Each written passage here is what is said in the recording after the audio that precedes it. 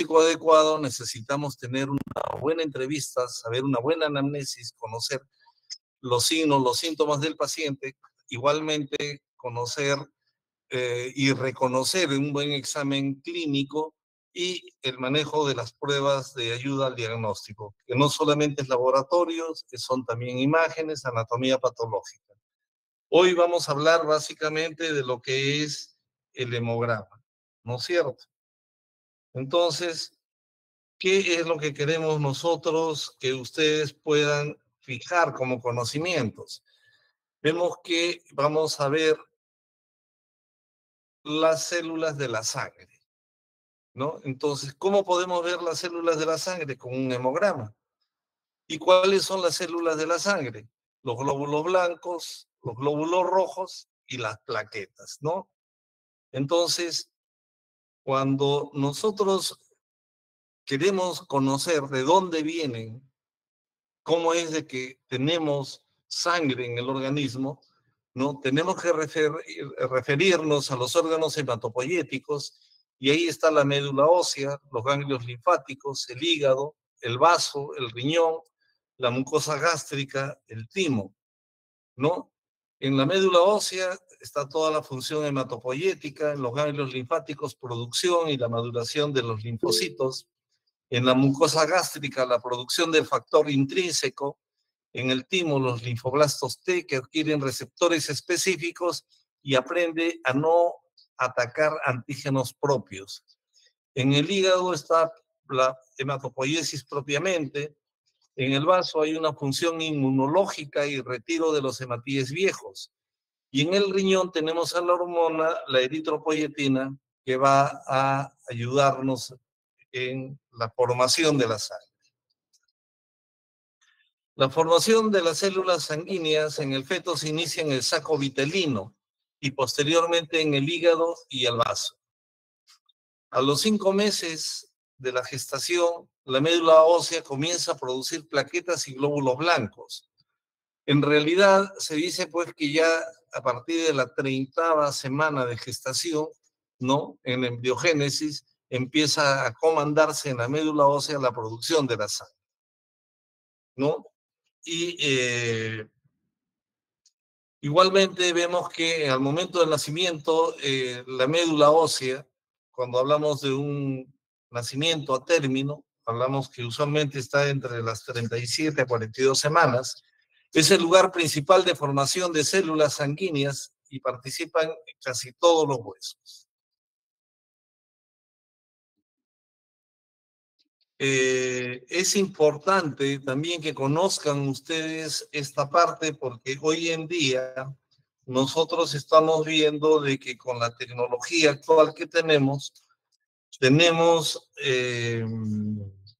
recién nacidos de 700 gramos que nacen prematuros y que sobreviven en alto porcentaje, ¿no? Entonces, por eso es importante que conozcan la fisiopatología.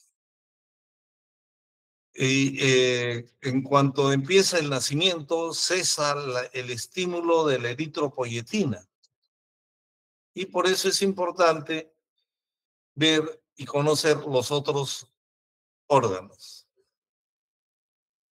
Todos los elementos de la sangre se forman a partir de una célula madre pluripotencial. Y esto tiene hoy en día un gran auge, porque estamos hablando de las células madre, de las células pluripotenciales o totripotenciales, y que se denominan pues células formadoras de colonias. Estas derivan de dos grandes tipos de células multipotenciales progenitoras. Los progenitores linfoides y las otras, ¿no? Que son las FU-GEMM. Entonces, ¿cómo es esto? Porque tenemos los que provienen de los linfocitos T y de los linfocitos B. Por eso es que se habla más adelante de lo que es de la inmunidad celular y de lo que se habla de la inmunidad humoral. Todo lo que proviene de la bursa, ¿no? Linfocitos B, y todo lo que viene del timo, linfocitos T. No sé si hasta acá hay alguna pregunta de alguno de ustedes. Entonces continuamos, entonces vemos en la parte anatomihistológica cómo es que podemos reconocer. Acá vemos en los frotices cómo podemos reconocer los distintos tipos de leucocitos que tenemos, por ejemplo, ¿no? Este es un frotis de médula ósea, por ejemplo, acá tienen ustedes un eritroblasto, otro eritroblasto, ¿no? En los que hay lo que llamamos una cadena de maduración, ¿no? Vean un megacariocito, ¿no? Y todo esto se ve a través de las trabéculas óseas y de los espacios medulares. Es decir, el tejido óseo, que es un hueso esponjoso, ¿no? Va a podernos estudiar mejor lo que es la hematopoiesis. Igualmente hay una relación entre la grasa y la celularidad, ¿no? Se habla de que generalmente hay un 60% de grasa y un 40% de celularidad. Vean en un espacio medular cómo es de que ustedes pueden ver mejor las vacuolas de grasa, ¿no? Y el tejido hematopoyético que está formándose. Entonces, ¿qué es lo que tenemos nosotros para poder estudiar los elementos formes de la sangre? Tenemos pues que el hemograma, ¿no? Es un análisis de sangre en el que se mide en forma global y en porcentaje los tres tipos que contienen la sangre. La serie eritrocitaria, o serie roja, o glóbulos rojos, la serie leucocitaria, o serie blanca, o glóbulos blancos, y la serie plaquetaria, o las plaquetas. Cada una de estas tiene pues funciones determinadas. Estas funciones pueden perturbarse si existe alguna alteración en la cantidad o características que las componen. Por ejemplo, en la serie roja está compuesta por los hematíes o glóbulos rojos y su función primordial es transportar el oxígeno,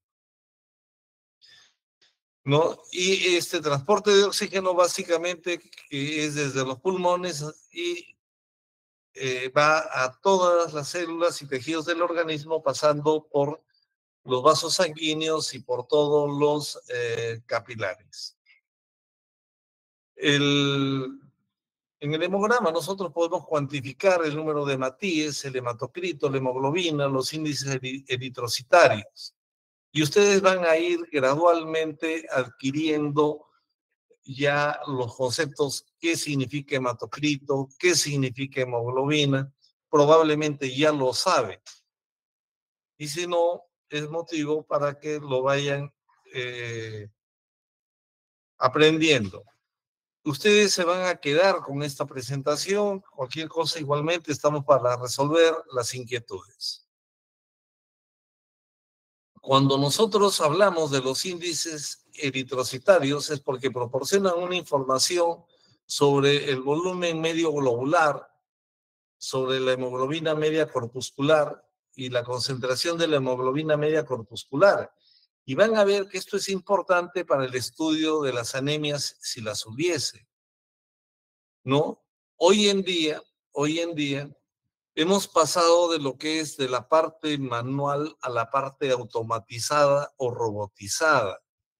Y se está sumando una nueva tecnología que yo me imagino que el próximo año prácticamente lo que estamos hablando hoy en día va a ser prácticamente obsoleto, porque estamos hablando de la inteligencia artificial que están ingresando a los equipos de laboratorio con un ímpetu, una velocidad tremendamente importante. Tenemos algunos valores de referencia, por ejemplo, en los parámetros de los glóbulos rojos, ¿no? En el recuento de Matías vemos que es distinto en los varones adultos, en las mujeres adultas, en los recién nacidos. ¿Y esto por qué? En las mujeres adultas no se olviden que la mujer en su etapa reproductiva usualmente tienen lo que nosotros denominamos un ciclo menstrual, ¿no? Entonces, al tener ellas un ciclo menstrual, van a poder renovar lo que se llama eh, el endometrio y bueno, esto va a hacer de que haya pérdida sanguínea y generalmente pueden perder de medio gramo a 3 gramos. Entonces, por eso es de que usualmente en la mujer es un poco menor el recuento de los glóbulos rojos, mientras que los recién nacidos están en plena formación, en plena maduración y usualmente se encuentra en un nivel mayor. Además de que la madre siempre va a proteger con la placenta, aunque ella esté anémica, la formación de los glóbulos rojos. ¿Alguna pregunta hasta acá, por favor?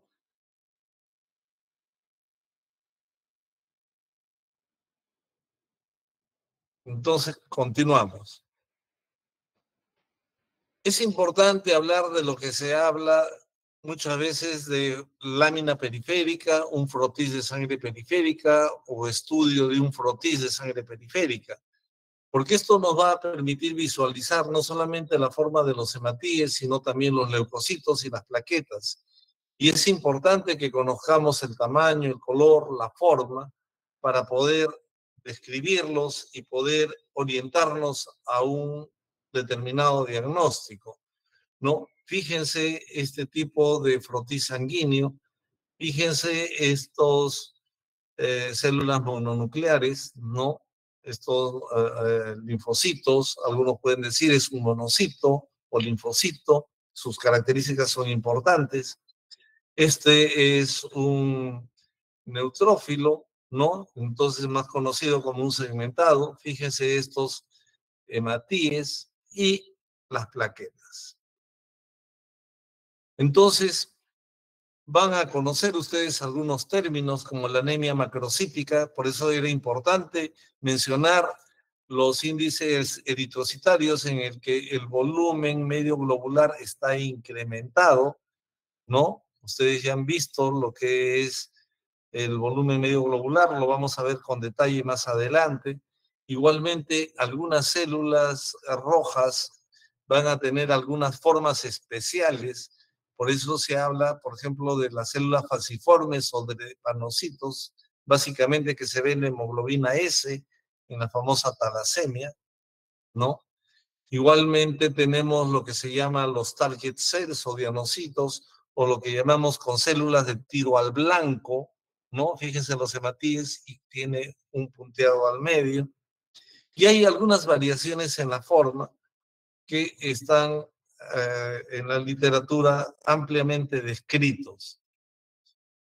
Igualmente va a haber variaciones del color, por ejemplo, la policromatofilia, vale decir el color supravital con el que es captado este colorante, le va a dar un tinte que va a resaltar sobre el resto y generalmente son células jóvenes, un poco más grandes, ¿no? En algunos casos podemos ver a los hematíes que tienen una forma de pila de moneda o más conocido como un ruló, ¿verdad? ¿Ya? Y esto también nos lleva a pensar en algunos problemas. Igualmente, cuando hablamos de los esquistocitos o fragmentación hemática, fíjense cómo se van rompiendo los hematíes, ¿no? Y esto es lo que se llama los esquistocitos o fragmentación hemática. Muchas veces para poder entender mejor la formación de la sangre va a haber diversas pruebas que nosotros vamos a tener que utilizar en el laboratorio. Así es que tenemos estas pruebas, por ejemplo, del dosaje de hierro sérico. Es importante mencionar que este hierro sérico puede variar cronobiológicamente. ¿Cómo es esto? Sigue lo que denominamos el ciclo circadiano. La producción es mayor de 2 de la mañana a 10 de la mañana y en la tarde baja hasta un 30-40%. Entonces hay que saber en qué momento del día lo podemos indicar. Igualmente tenemos el dosaje de la vitamina B12. ¿Qué importancia tiene la vitamina B12? Generalmente se va a absorber en los pliegues de la mucosa gástrica. Y esto tiene que ver por eso con el factor intrínseco, ¿no? que va a permitir la maduración de los hematíes. Igualmente el dosaje del ácido fólico. Cuando falta el ácido fólico va a haber una hipersegmentación de los neutrófilos. Usualmente en los glóbulos blancos ustedes van a ver unas bandas y puede haber hasta 5 bandas, y cuando hablamos de una hipersegmentación es por un déficit usualmente de ácido fólico.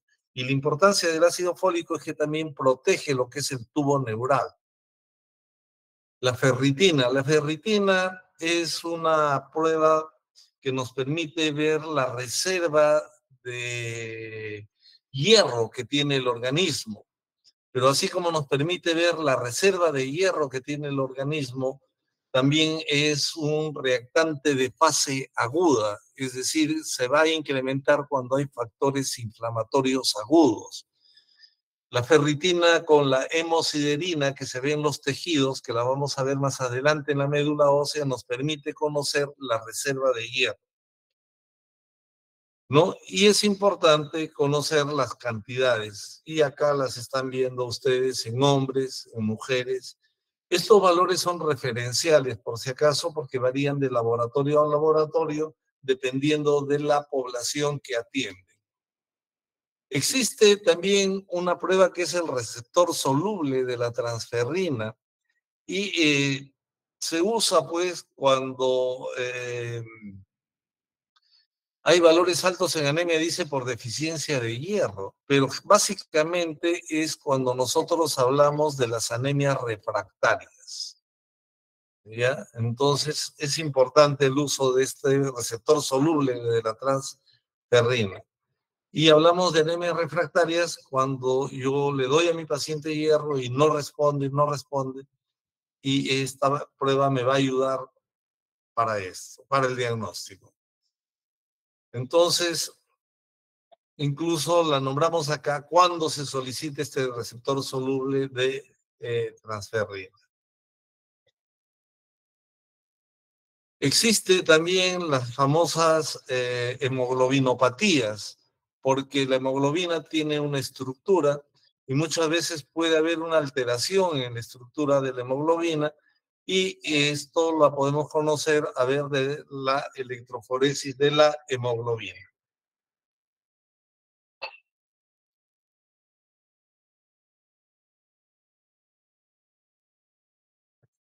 Hasta acá quisiera saber si alguno de ustedes quiere hacer alguna acotación, alguna pregunta, o todo va claro, o voy muy rápido y quieren que sea más lento. Doctor, una consulta. Usted mencionó que en el dosaje de hierro sérico puede variar según el ciclo circadiano. ¿Podría repetir en qué horas normalmente varía? En el hierro sérico, en el cortisol y en el ACTH, que tiene que ver con el ciclo circadiano, básicamente. Es lo Bien. que se llama, tiene un comportamiento cronobiológico.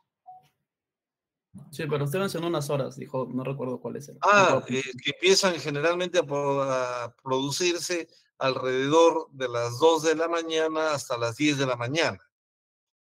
Y cuando hablamos del ciclo cronobiológico es interesante, y te agradezco la pregunta, porque, por ejemplo, este ciclo cronobiológico se altera en las personas que hacen guardia o que trabajan de noche, en pocas palabras. Entonces, en este tipo de personas que hacen guardia, trabajan de noche, para ellos su estado basal es 2 horas después de haberse levantado. Mientras, por ejemplo, yo no hago guardia, mi estado basal es de 6 de la mañana a 10 de la mañana. Eso es un poco para ir conociendo lo que es el término, por ejemplo, glucosa basal. ¿Ya? No sé si he podido responder tu pregunta, tu inquietud, o quieres que la aclare un poco más. No, está bien, doctor. Muchas gracias. Muy bien, entonces continuando con esto, vemos pues de que puede haber algunas alteraciones en los hematíes, y hablábamos pues de la electroforesis y cómo es que nosotros podíamos detectarlas, y hablar de las hemoglobinopatías. Por ejemplo, hoy en día nosotros tenemos un alto índice de talasemia. ¿Por qué? Porque hay más de 1.400.000 de migrantes venezolanos y ellos tienen gran cantidad de, un 9 a 10% de su población tiene talasemia. Entonces, ya tenemos algunos problemas. ¿Y cuál es uno de los problemas? Que tienen buena hemoglobina, suben la altura, o sea, metros sobre el nivel del mar, y pueden tener dolor en la altura, ¿no? Y ese dolor se resuelve cuando bajan sobre el nivel del mar. ¿Por qué? Porque al alterarse la estructura de la hemoglobina, no va a haber un buen transporte de oxígeno. Muy bien, entonces, igualmente, ¿qué es lo que pasa con el hematíe? Pues tiene un sistema energético, tiene un sistema antioxidante, tiene un sistema enzimático. Entonces, esta hemoglobina tiene que ver con la membrana celular, esto tiene que ver con la parte proteonómica, las proteínas del esqueleto del glóbulo rojo, ¿no? Y tiene algunas proteínas, como es la anquirina, la actina, la espectrina, básicamente la actirina, que es un tipo de proteína que le va a permitir deformarse el hematíe para pasar por los distintos capilares, sinusoides capilares, etcétera, ¿no? Y acá hay una representación de la hemoglobina, las cadenas alfa, las cadenas beta, ¿no?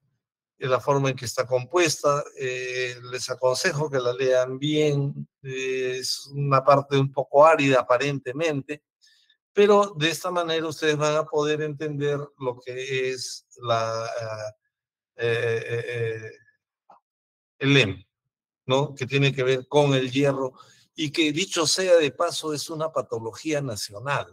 Tenemos un alto índice de anemia a nivel nacional. Entonces, cuando nosotros queremos ver las anemias por un problema de los glóbulos rojos, ¿no? Hablamos de que podemos tener una clasificación morfológica y una clasificación clínica. En la clasificación morfológica hay anemias macrocíticas, microcíticas y normocíticas. Las macrocíticas, ¿no? O llamadas carenciales por falta de vitamina B12 o ácido fólico, las microcíticas por falta de hierro o cuando hay sangrado, y las anemias normocíticas cuando hay una hemorragia aguda o un factor inflamatorio crónico.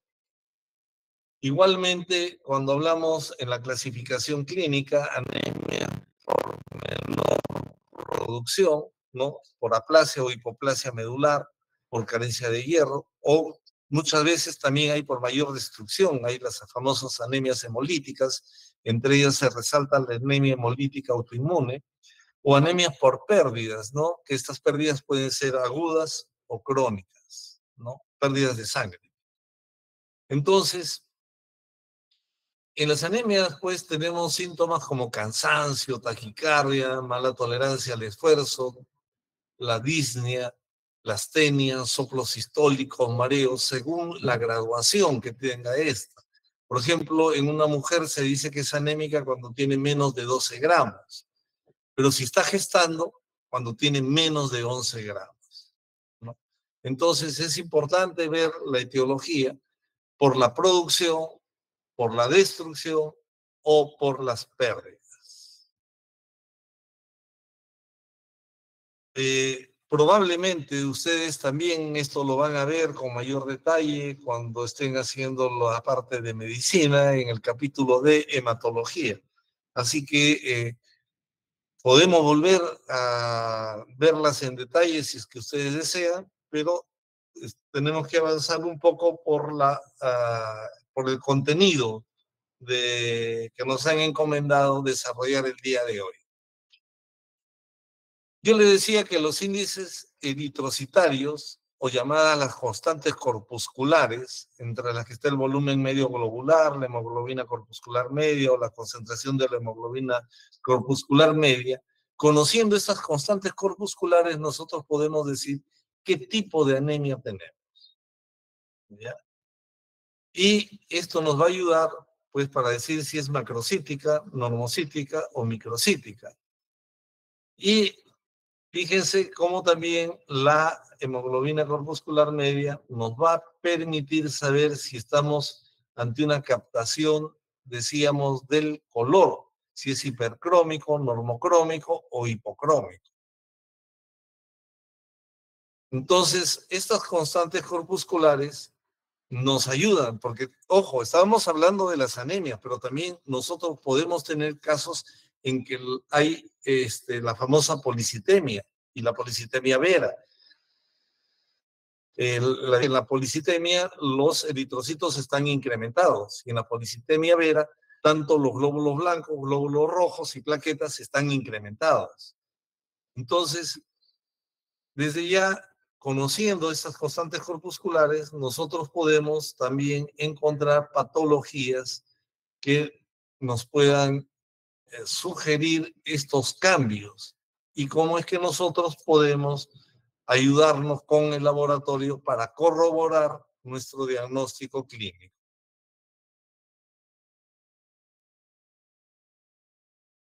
Y tenemos otra prueba que es el recuento de reticulocitos. El reticulocito es un hematíe joven. Generalmente cuando hablábamos de las células pluripotenciales o las células madre totipotenciales, vamos a tener el eritroblasto.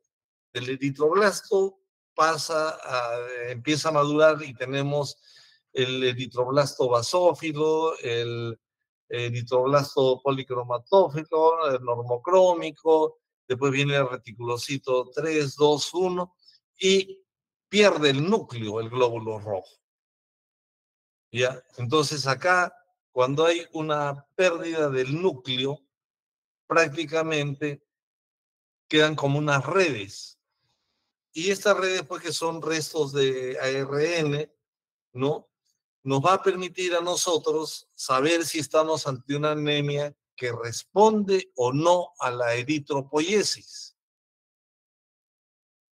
Tan es así que se saca un índice de producción medular. Este índice de producción medular o índice de producción reticulocitaria, que probablemente les va a servir para ustedes ahora que presenten sus historias clínicas, o nosotros cuando la desarrollemos con ustedes, vamos a conversar un poco más en detalle, nos va a permitir decir si es una anemia regenerativa o es una anemia regenerativa, ¿no? Entonces, porque una cosa es solamente contarlos y otra cosa es hacer la fórmula sobre el hematocrito ideal, ¿no? Que deba tener la persona. Y con eso nosotros tenemos el índice de producción reticulocitaria, ¿no? E incluso hablamos corregida. No sé si tienen alguna pregunta o no en esta parte, porque cuando yo doy un tratamiento para la anemia, una prueba que me va a permitir saber si mi paciente está respondiendo al tratamiento es con los reticulocitos.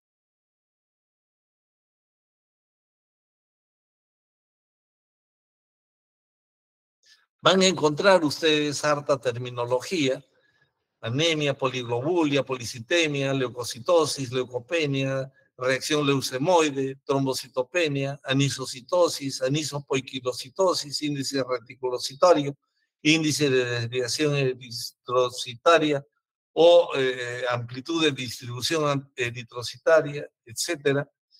Igualmente van a encontrar algunos términos como hipoxia hipóxica, hipoxia anémica, hipoxia por éstasis o falla de la bomba cardíaca, hipoxia citotóxica, ¿no? Y todo esto nos va a permitir a nosotros muchas veces establecer algoritmos para poder saber cómo solicitar más o menos pruebas u orientarnos a un debido diagnóstico.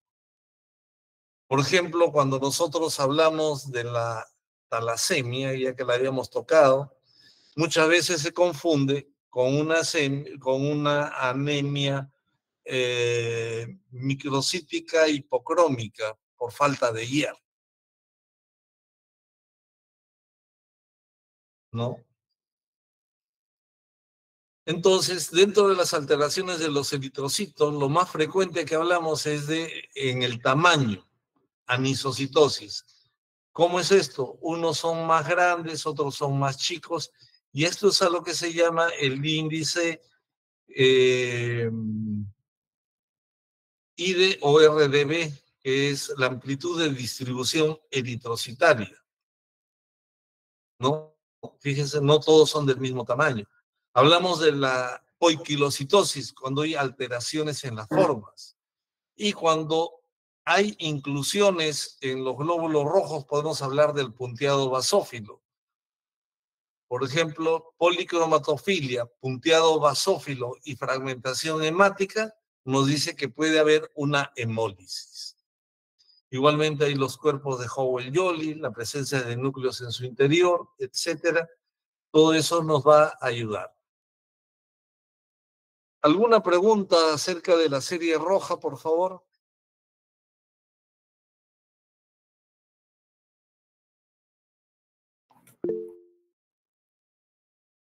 Bueno, continuamos Sí, entonces. doctor, Dime. una pregunta sobre la forma de presentación de los eritrocitos, perdón, el tamaño en sangrado y hemorragia.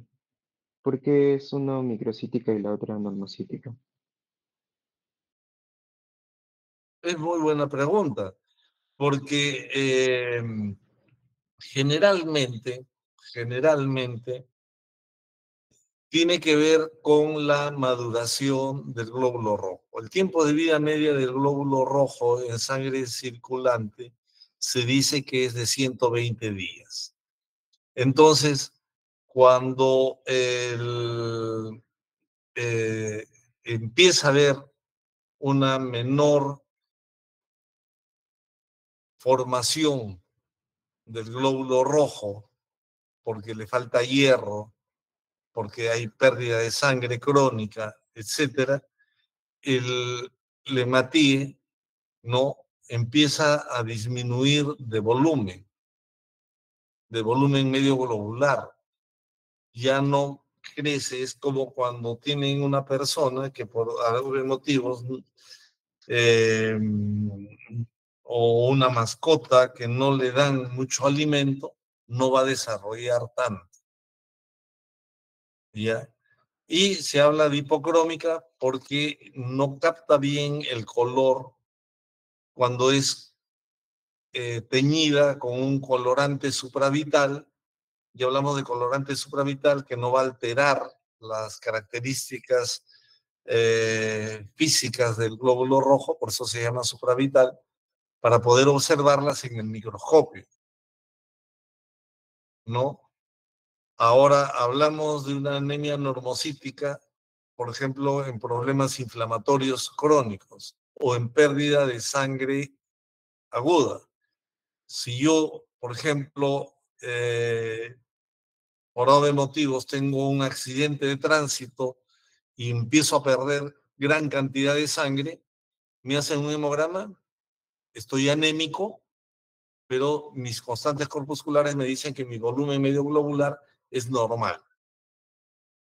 En cambio, si yo he empezado a perder sangre porque, por ejemplo, tengo una úlcera gástrica, entonces mis hematíes van a empezar a ser pequeños e hipocrómicos.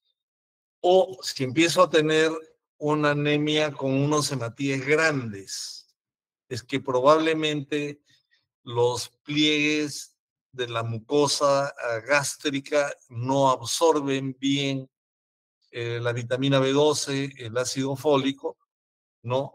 Entonces no desarrolla el hematíe y sale el hematíe policromatófilo grande a la circulación, porque hablábamos nosotros de la maduración, de la, eh, de la maduración del glóbulo rojo, y les decía que empezaba con el eritroblasto.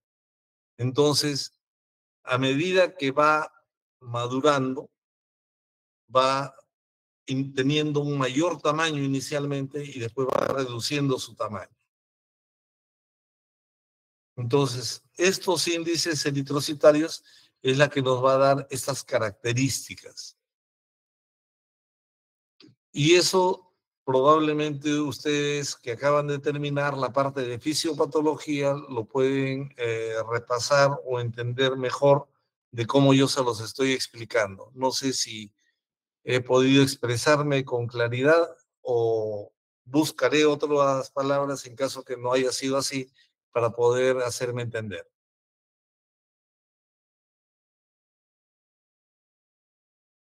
Sí, doctor, gracias.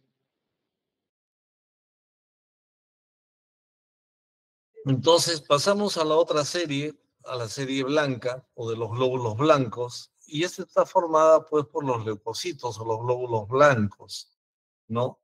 Y acá es interesante en los glóbulos blancos porque van a ver ustedes que hablamos siempre en cantidades relativas y en cantidades absolutas. ¿Qué pasa con los leucocitos? Nosotros los vamos a dividir en lo que llamamos los agranulocitos y los mononucleares. Perdón, en los granulocitos y los mononucleares.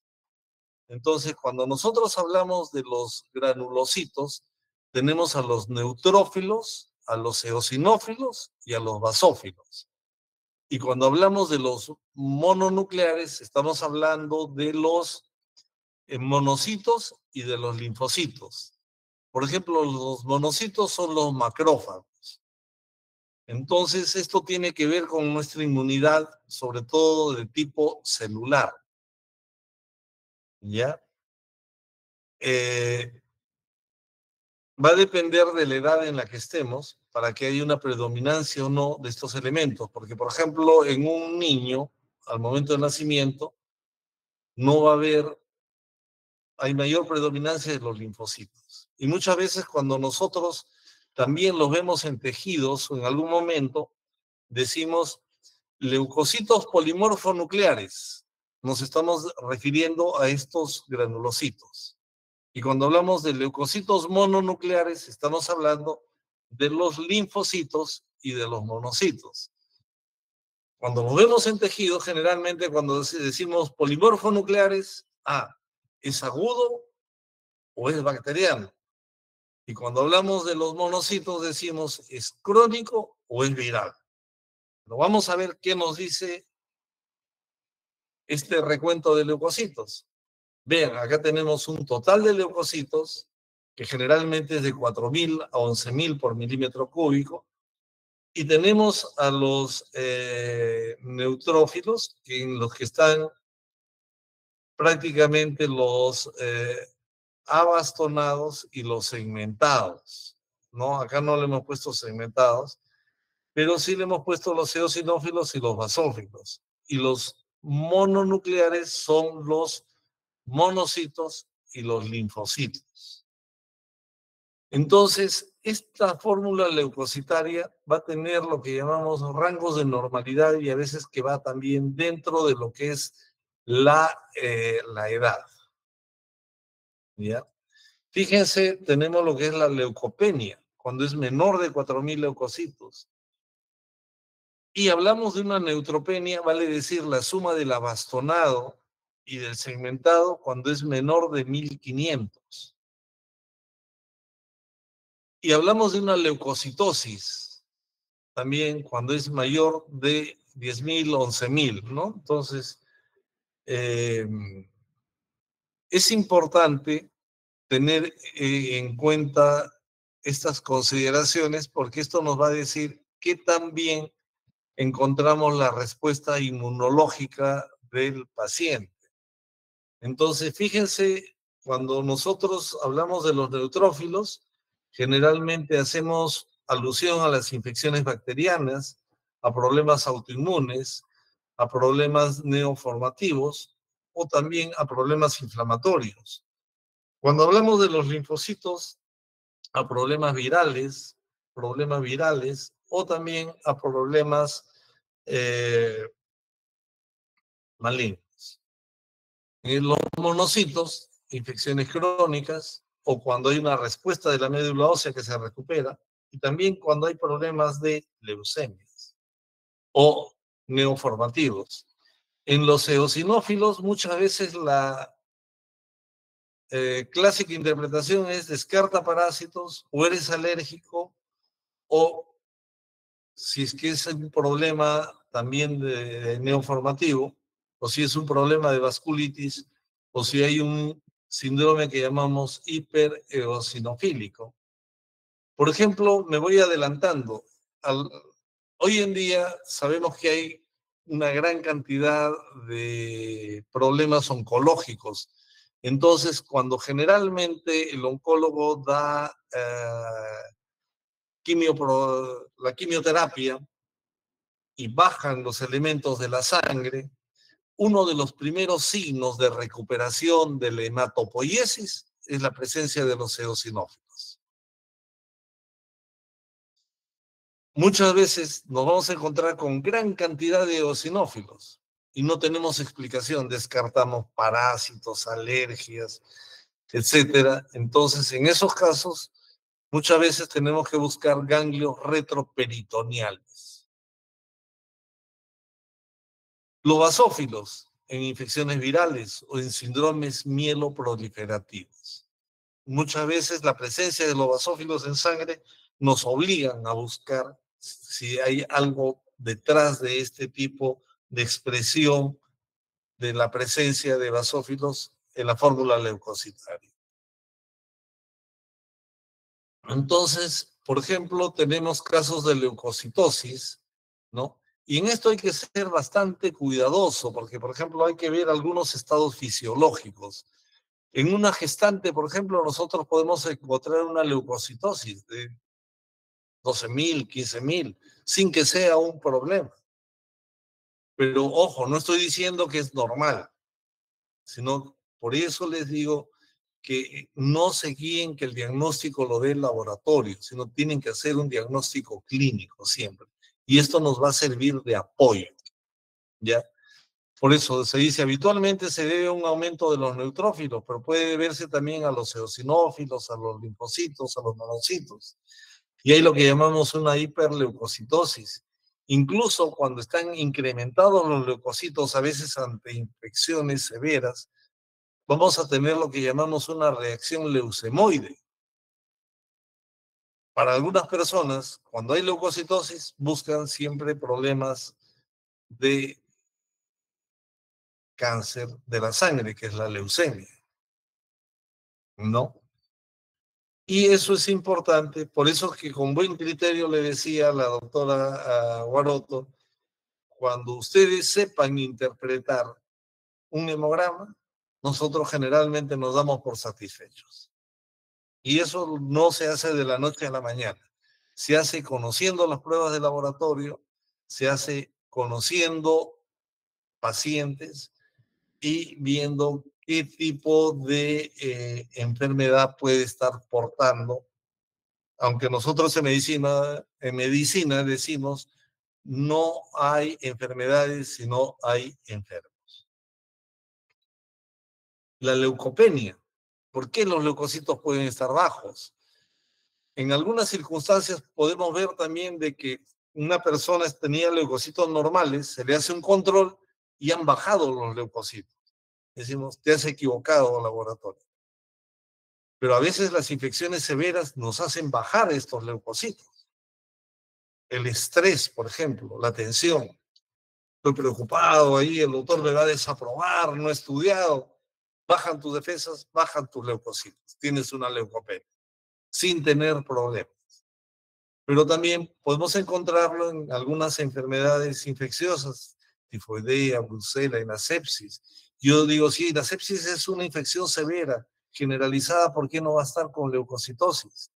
Empieza con una leucocitosis, pero termina generalmente con leucopenias en estos cuadros, sobre todo cuando es por bacilos gram negativos.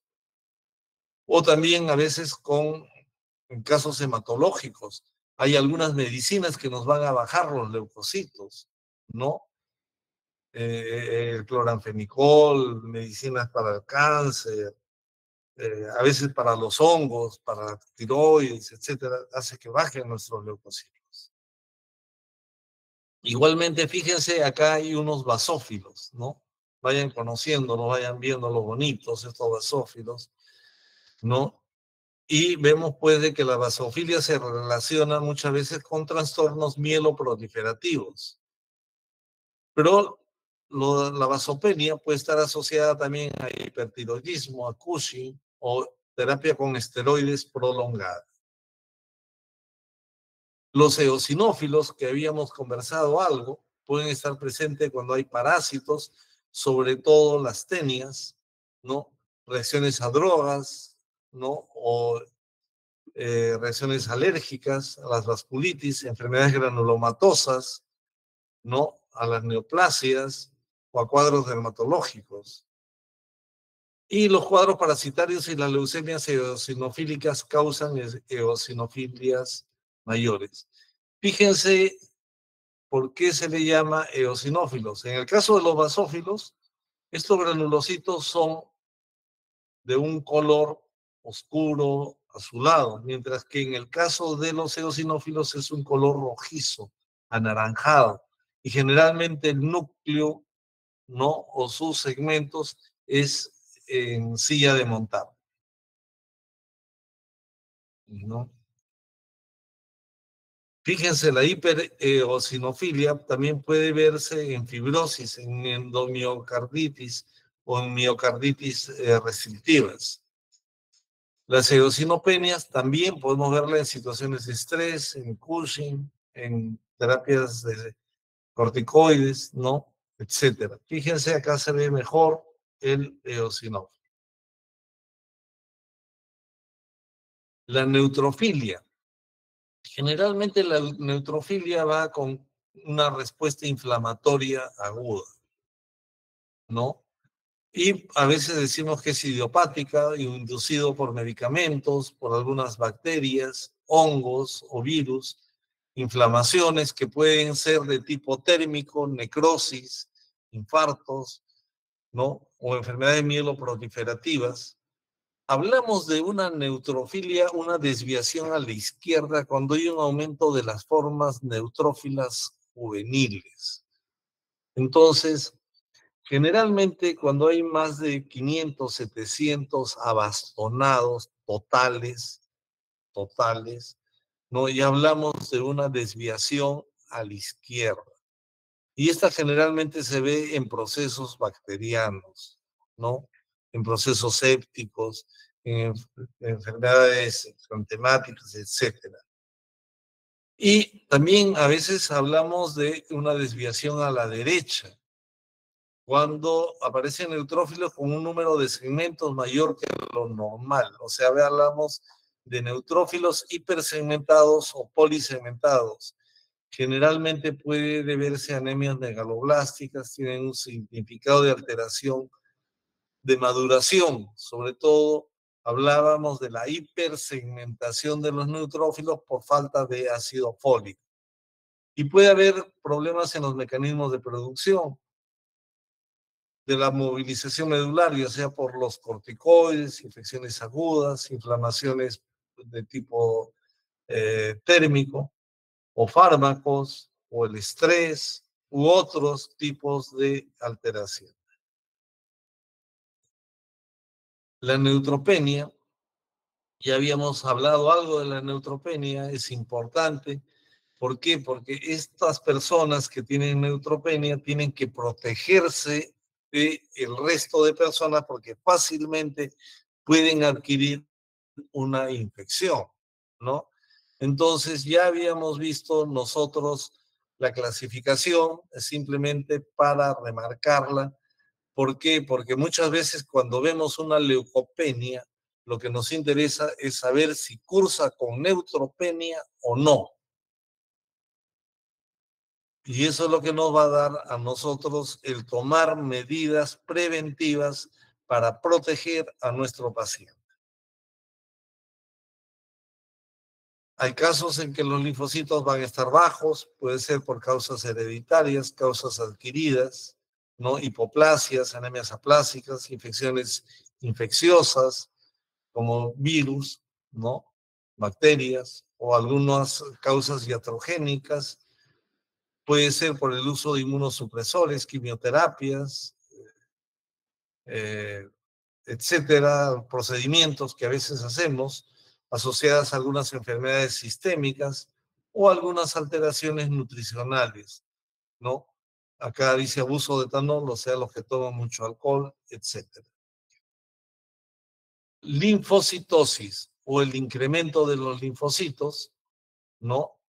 Entonces hay que ver si es reactivo, si es persistente o si es primario. Entonces, fíjense cómo la información que nos dan los leucocitos con los distintos tipos de leucocitos nos hacen a nosotros establecer diagnósticos diferenciales con lo que encontramos en el paciente para poder armar nuestro diagnóstico clínico. Incluso tenemos problemas a veces con los monocitos, ¿no? En que tenemos que ver si el problema es benigno, si es premaligno o si es maligno. Y la monocitopenia, ¿no? Que va con la anemia plástica, con la leucemia de células velludas y con las terapias de esteroides. Entonces, fíjense cómo tenemos que armar nuestro rompecabezas con los hallazgos de laboratorio. Y el otro tipo de elemento forme que nosotros vamos a tener en la sangre son las plaquetas. Antes de continuar, quisiera preguntas, por favor, sobre la serie blanca.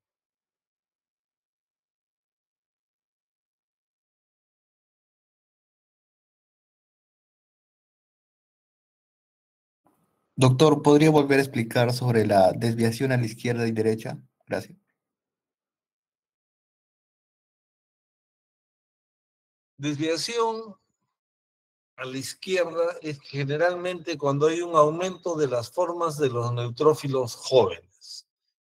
Cuando nosotros nos referimos a los leucocitos, vamos a ver que dice una fórmula diferencial, ¿ya?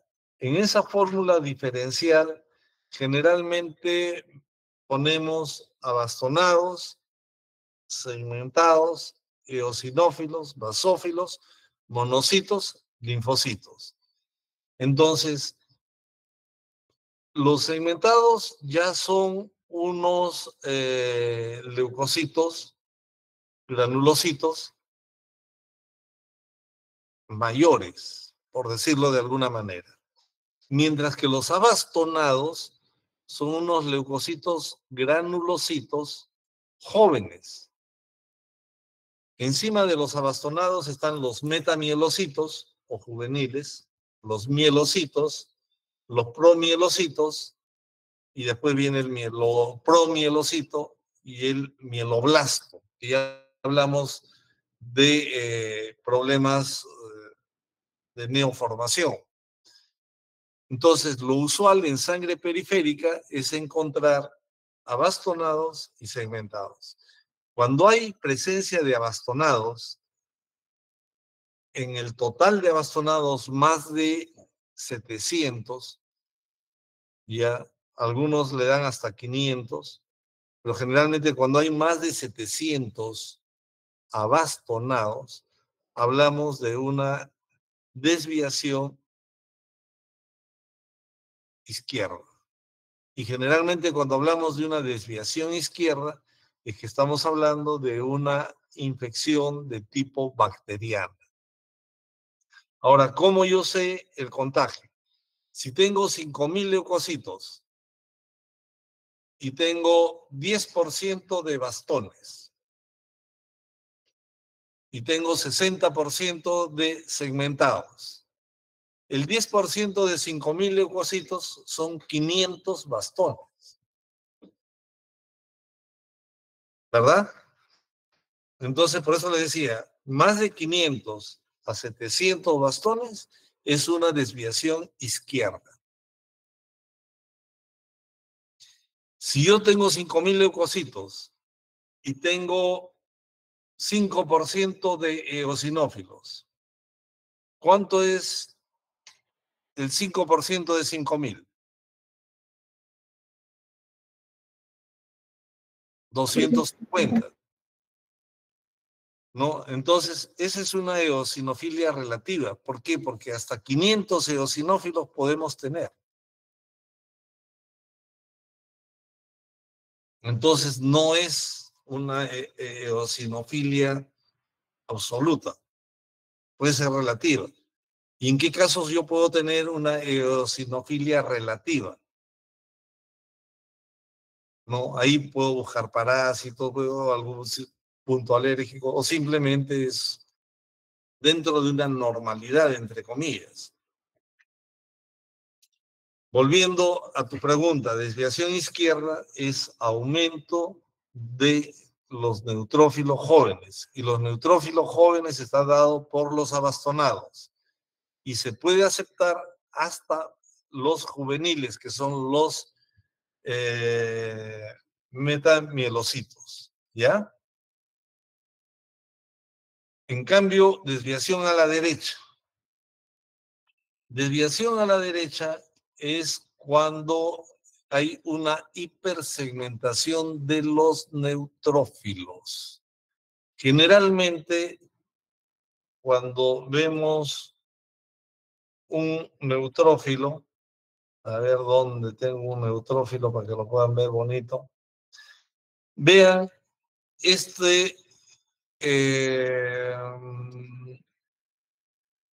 por ahí tengo un neutrófilo.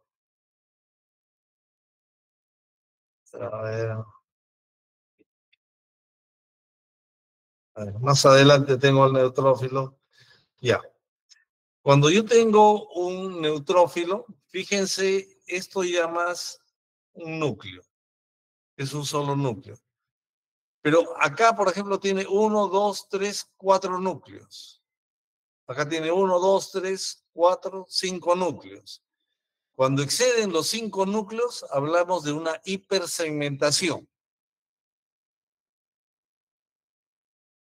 Y cuando hay esta hipersegmentación de los neutrófilos, es que hablamos de una desviación derecha. ¿Ya? Y a estos neutrófilos encallados, por ejemplo, es lo que decimos abastonados. Fíjense los distintos tipos de abastonados.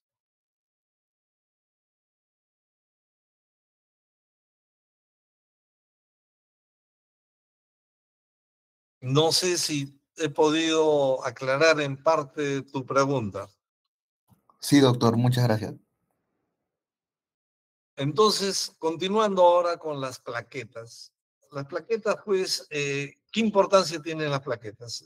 Nosotros tenemos una próxima clase conmigo, la próxima semana, que es de coagulación. Van a ver de que intervienen como segunda fase en la parte de hemostasia, de la diátesis hemorrágica. Y estos trombocitos o plaquetas se relacionan pues con los problemas o con los procesos de la coagulación sanguínea, ¿no? Y tienen un determinado tamaño, el volumen medio plaquetario nos da una información valiosa, ¿no? Y también estas plaquetas tienen un determinado número por persona, de 150.000 a 400.000, ¿no? Por milímetro cúbico. Y generalmente tienen un tiempo de vida media de 10 días, algunos dicen hasta 12 días, que es lo que viven las plaquetas, ¿no? Y pueden estar disminuidas cuando hay algunos problemas. Cuando están disminuidas decimos trombocitopenia o plaquetopenia, y cuando están incrementadas, trombocitopenia. Hay incluso lo que nosotros llamamos valores críticos. Generalmente cuando está menos de 50.000 es una trombocitopenia, y cuando está más de 1.000.000 puede estar con una trombocitosis. Pero eso no tiene valor si no va con la clínica. ¿Por qué? Porque acá tenemos en el cuadro clínico que cuando hay trombocitopenias tenemos que ver clínicamente si hay púrpura, si hay equimosis o si hay hematomas. ¿Cómo reconozco yo generalmente en la púrpura o las famosas petequias, que son lesiones como picadura de pulga, ¿no? Las equimosis, que son los famosos moretones. y los hematomas que ya son colecciones de sangre como si fuesen tumores, ¿no? A veces en las articulaciones, etcétera. Y la trombocitosis, que generalmente es cuando obstruye el paso de la sangre por un vaso sanguíneo y se manifiesta con un dolor intenso, ¿no? Y eso tiene que ver con las plaquetas. Entonces, generalmente, por eso les dicen cuando estás más de 10 horas sentado, ten cuidado, tienes que moverte. ¿Por qué? Porque puedes tener un problema de trombosis por mucho tiempo, de éstasis de la sangre en los miembros inferiores, sobre todo, o cuando te operan y estás en cama muchos días, ustedes habrán visto que a los pacientes los vendan en los miembros inferiores para evitar este tipo de problemas de trombocitosis. Y acá yo quería mostrarles los leucocitos, y esto es lo que les hablaba de la coloración RAE. Fíjense, un abastonado, un eosinófilo, un basófilo, un segmentado. Fíjense los núcleos que tiene, 1, 2, 3. Este es un linfocito, un mononuclear, y este es un monocito, ¿ya? Este es una plaqueta, y este es un hematí, un glóbulo rojo. ¿Ya? Y acá teníamos distintas imágenes para que vean ustedes de basófilos, de eosinófilos, distintas imágenes de monocitos, de linfocitos, de abastonados o neutrófilos encallados y de neutrófilos segmentados. Vamos a tener un problema también con los leucocitos o los glóbulos blancos, como son las neoplasias de los glóbulos blancos, en la que podemos tener leucemias agudas o leucemias crónicas, ¿no?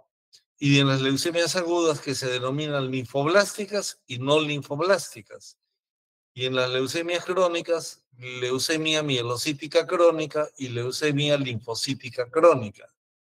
Podemos tener síndromes mieloproliferativos, síndromes mielodisplásicos o neoplasias linfoproliferativas que pueden ir entre leucemias y linfomas.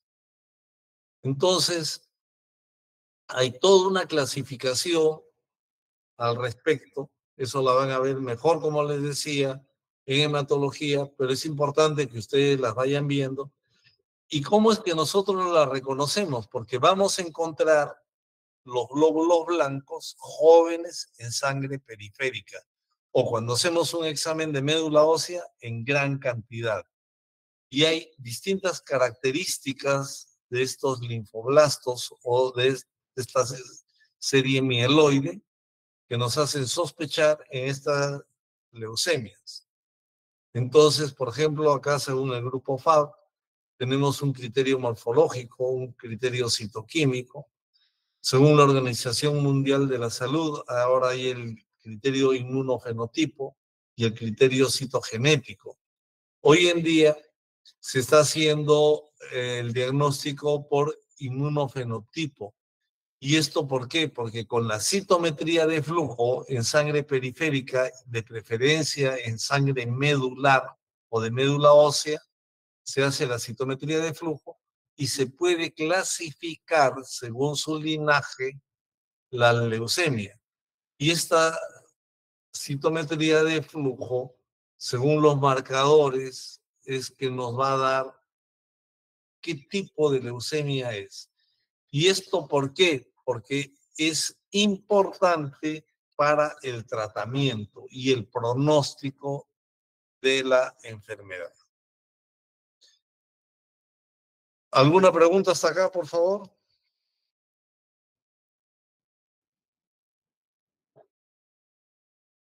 Entonces, vean, cuando nosotros en laboratorio muchas veces queremos darles un resultado, a veces vamos a tener algunos factores que van a intervenir. Entonces, probablemente la doctora le decía que el laboratorio tiene una parte preanalítica, una parte analítica y una parte posanalítica. ¿Qué es la parte preanalítica? Es las condiciones en que te tomamos la muestra. La parte analítica es el proceso en sí de la prueba misma. Y la parte posanalítica es cómo informamos.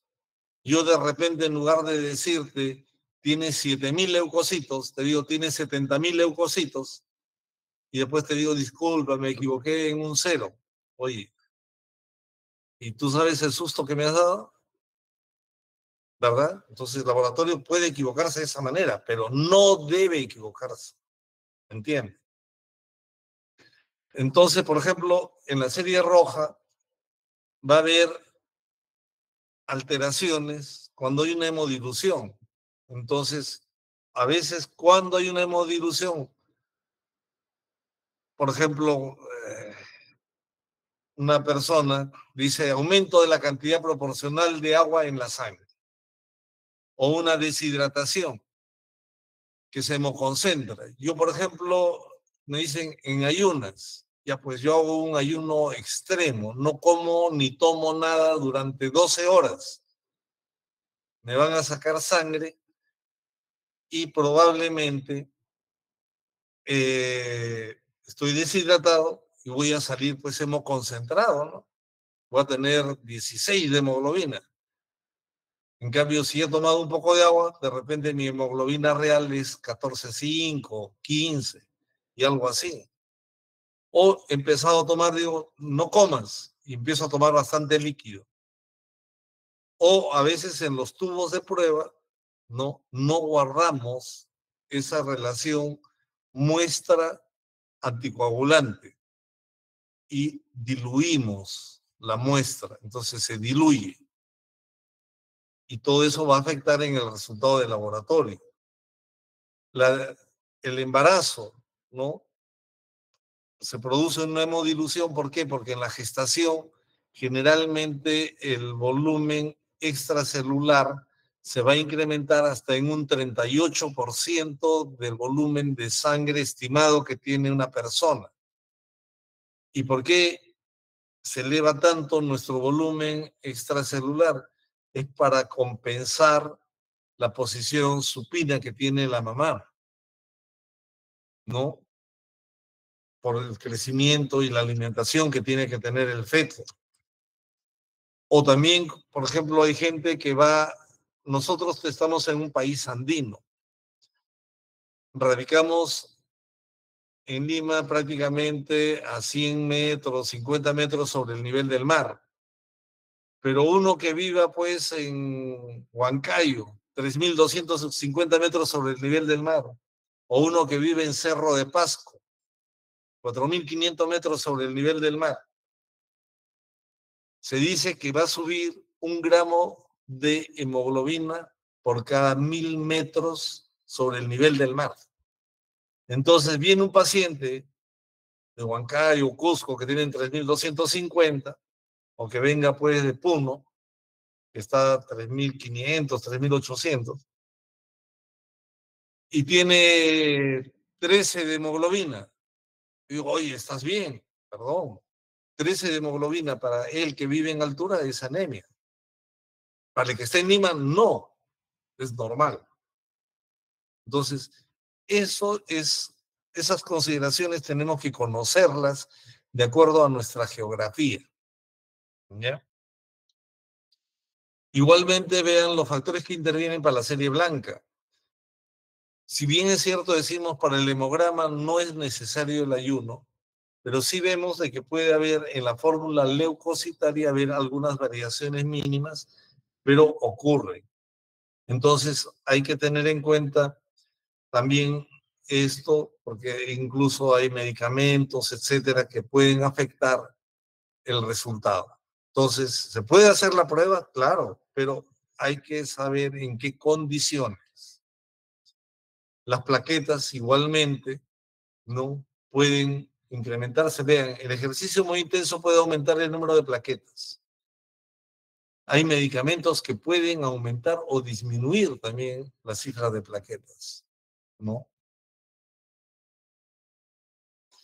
Y algo que viene para que ustedes puedan conocer un poco acerca del laboratorio es que hasta hará pues unos 30 años atrás, prácticamente el alto porcentaje de laboratorios en Perú, todo lo hacía manualmente.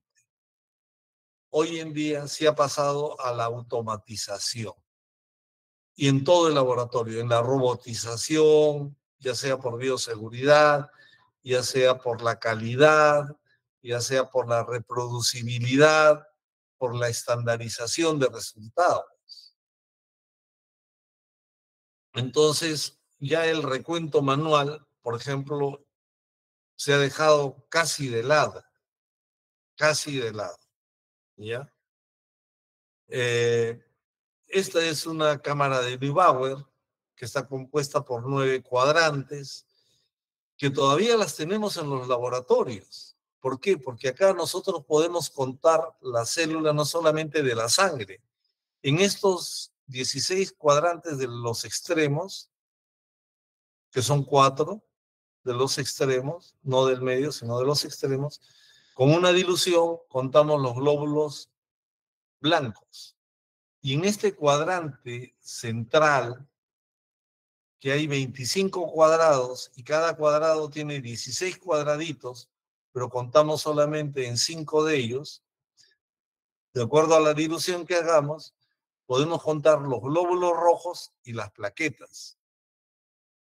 Pero yo puedo contar también la cantidad de células que hay en otros especímenes. Por ejemplo, en líquido cefalorraquídeo, en líquido sinovial, en líquido pericárdico, ¿no?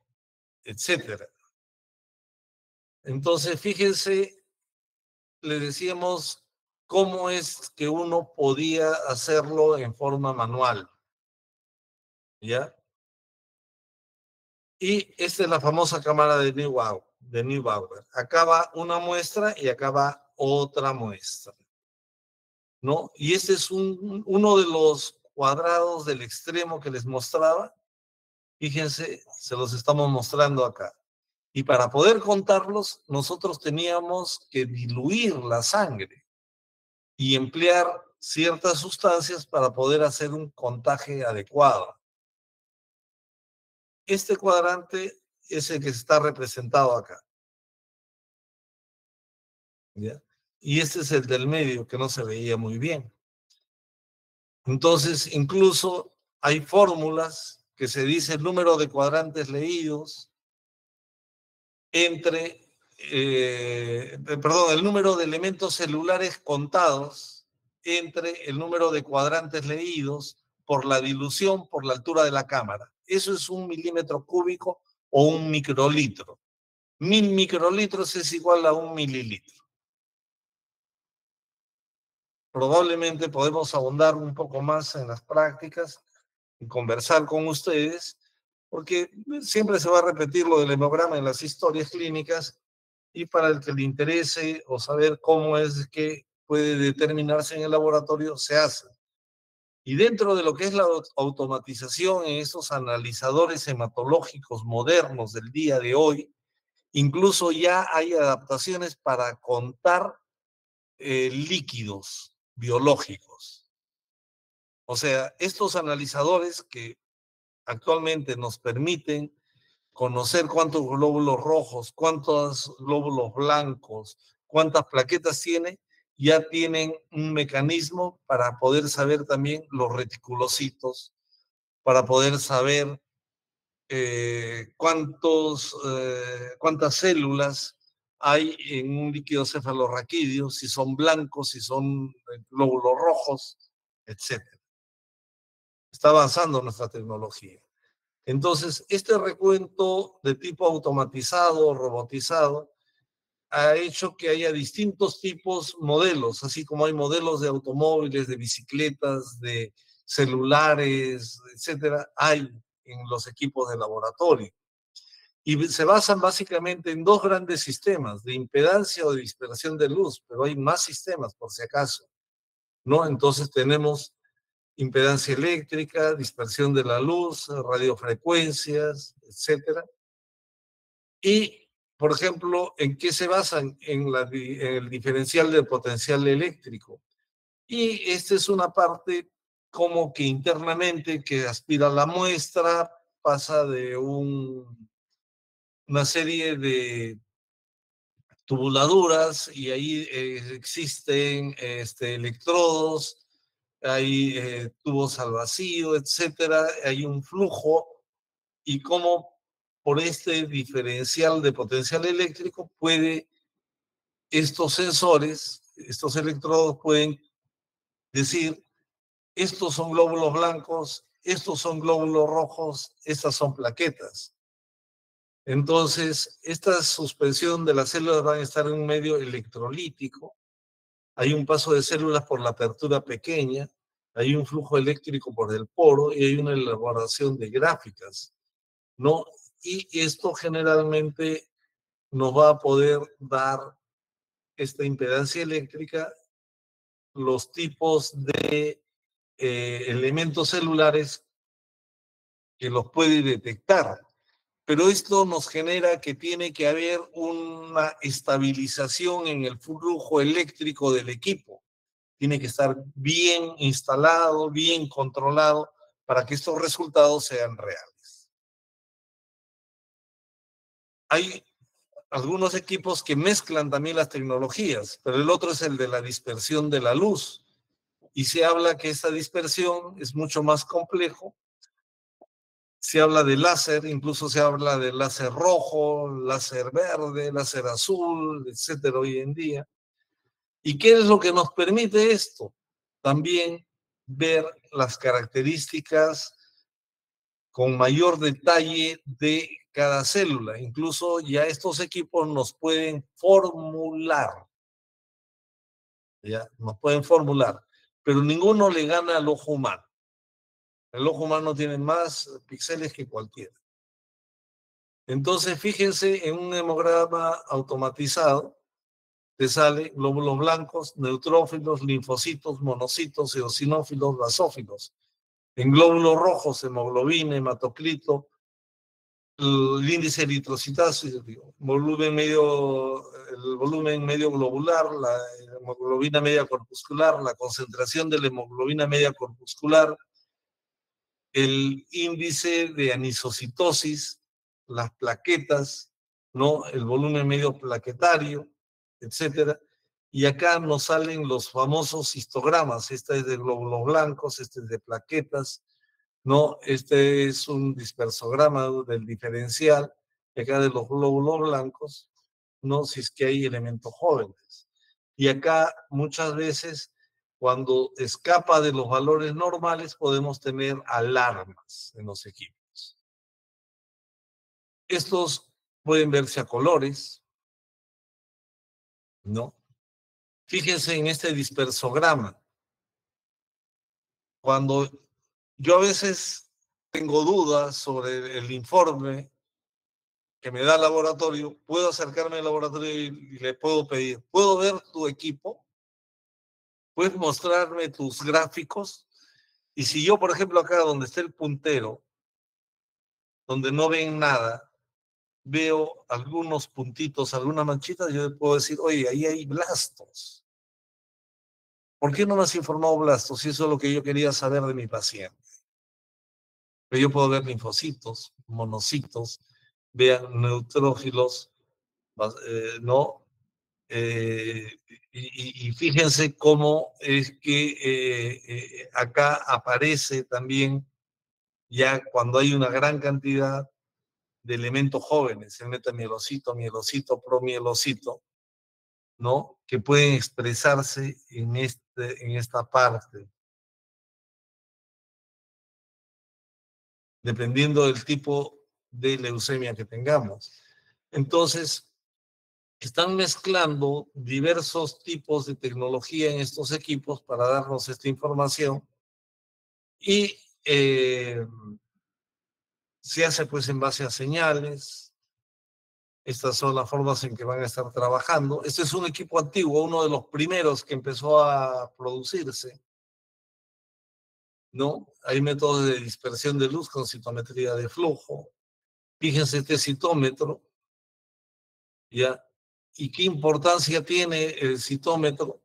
Porque emplea una serie de dispersiones, o sea, mide el tamaño de la célula, pesa el tamaño de la célula, y de acuerdo a esto, estos citómetros de flujo nos van a poder decir, clasificar qué tipo de célula es la que estamos nosotros observando.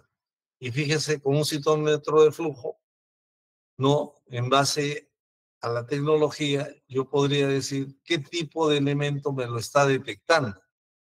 Por eso es de que hoy en día esta citometría se está empleando para la clasificación de las leucemias. Y esto puede hacerse en sangre periférica y en sangre medular, ¿no?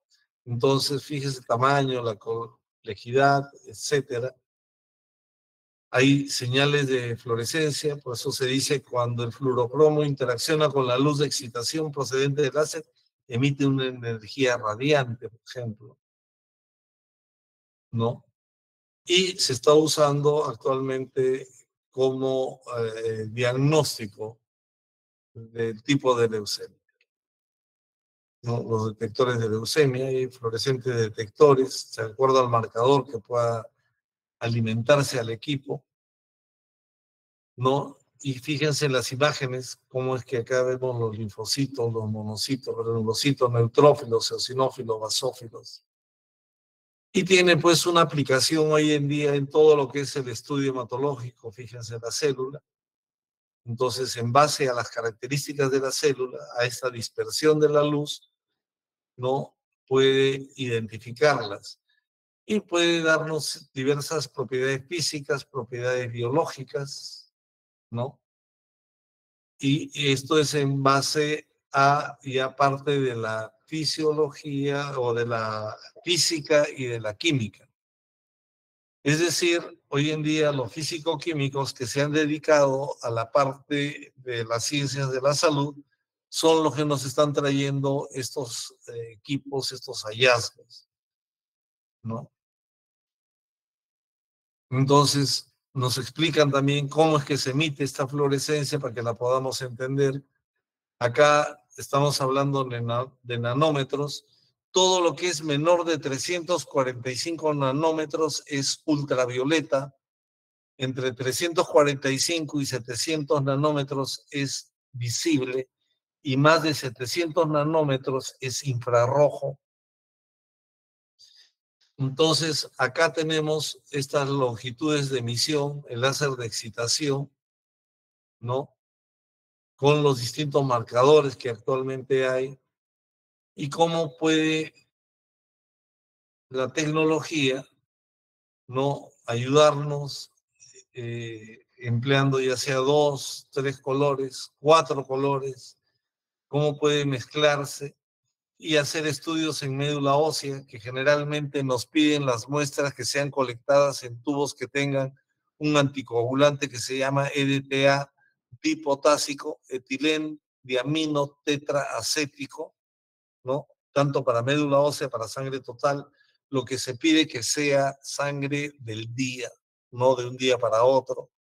Y en líquidos corporales, como puede ser en derrames lavados, hay que emplear heparina, ¿no? No la heparina sódica que damos a los pacientes como tratamiento, ¿no? Sino otro tipo de heparina. Y en los tejidos sólidos, para no malograr las muestras, debemos conservarlas en suelo salino. Entonces, ¿en qué consiste el procesamiento, etcétera? Y cómo la tecnología nos está ayudando a algún diagnóstico adecuado. Para terminar, simplemente decirles que en algunas circunstancias nos vemos obligados a obtener sangre de la médula ósea. Como decíamos al comienzo de la eritropoiesis, en los huesos nosotros vamos a tener la médula y con un aspirado, ¿no? En este caso en la espina ilíaca postero superior, el punto de referencia es la espina ilíaca antero superior, ¿no? Y hacemos un aspirado de la célula, hacemos unos frotices y tenemos también que podemos pasarla a estos tubos con anticoagulante y hacer los estudios correspondientes. Y podemos hacer diversas pruebas, ¿no? Un mielograma, ¿no? Podemos hacer la prueba de la reserva de hierro que tiene la persona con una coloración de azul de Prusia, ¿no? Y, por ejemplo, esto es lo que quería yo mostrarles respecto a la maduración del hematíe, el proeritroblasto, eritroblasto basófilo, eritroblasto policromatófilo, eritroblasto ortocromático, reticulocito y el hematíe. El hematíe ya no tiene núcleo. Ojo. Este era un ejemplo para que puedan ver ustedes cómo se hace un mielograma, se cuentan 200 células, se hace un recuento de estas y se saca el porcentaje de los elementos que nosotros vemos, ¿no? Y vean la variedad de células que nosotros vemos en la médula ósea, ¿no? Algunos dirán, ¿son linfocitos, son monocitos? No, son eritroblastos. Va a haber siempre una relación mielo-eritroide, ¿no? Esto es para mostrarles la metodología de la coloración para ver estas son las trabéculas óseas, ¿ya? Para saber la reserva de hierro, se hace con esta coloración azul de Prusia, para los que quieran saberla, conocerla. Y fíjese cómo se observan los diversos siderocitos y en algunos casos los sideroblastos. Es decir, hay una buena reserva de hierro. Como les dije, la reserva de hierro nosotros la podemos medir con la ferritina y con la hemosiderina.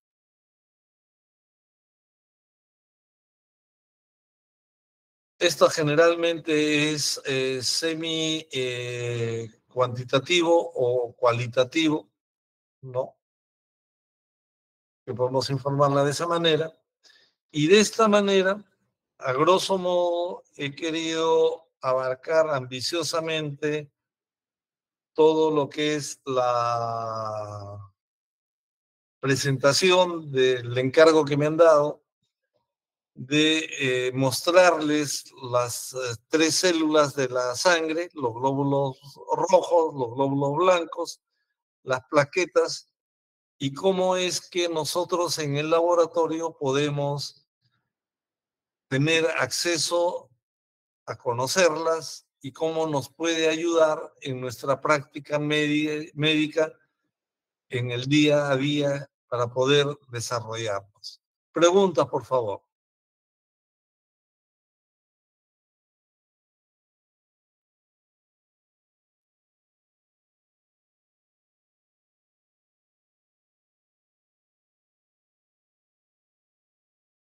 Bueno, si no hay preguntas, o han entendido todo, o no han entendido nada, igual tienen la presentación.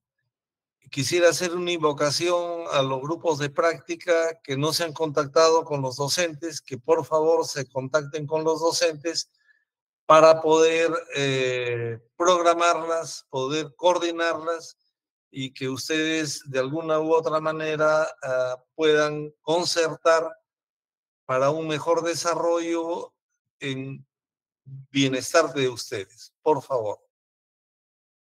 Si no hubiese ninguna otra pregunta o alguna intervención, agradecerle su atención y estamos en contacto. Muy buenas noches.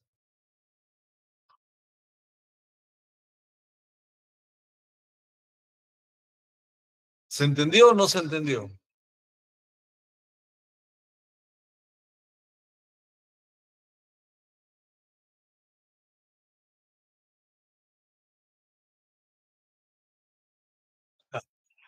En realidad es fácil, pero es bastante extenso. No es difícil.